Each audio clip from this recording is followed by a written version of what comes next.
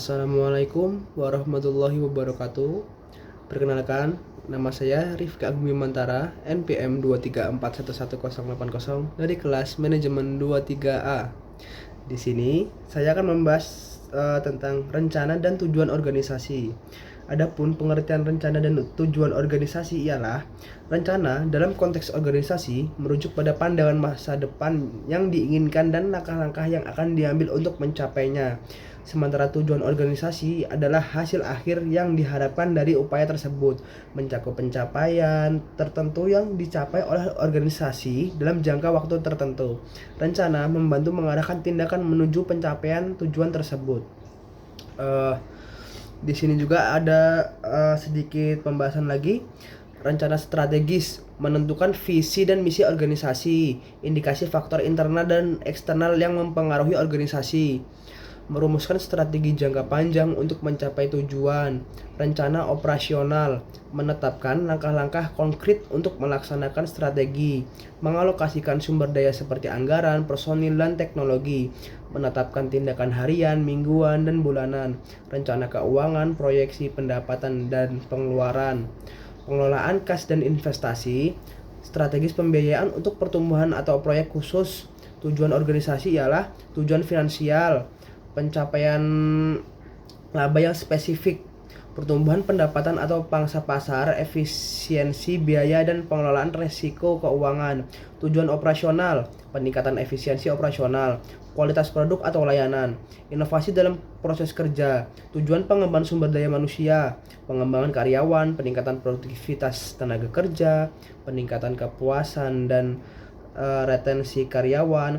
Tujuan sosial atau lingkungan, kontribusi positif terhadap masyarakat atau lingkungan, kepatuhan terhadap standar etika dan tanggung jawab sosial.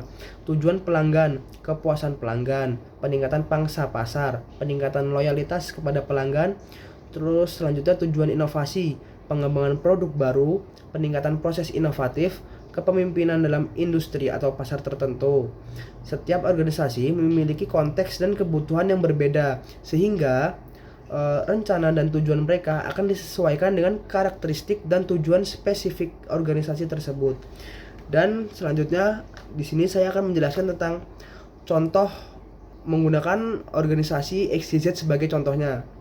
Yang pertama yaitu tujuan umum, meningkatkan pangsa pasar produk kami sebesar 15% dalam setahun, meningkatkan kepuasan pelanggan hingga mencapai 90% dalam 6 bulan, mengoptimalkan efisiensi operasional untuk mengurangi biaya produksi sebesar 10%.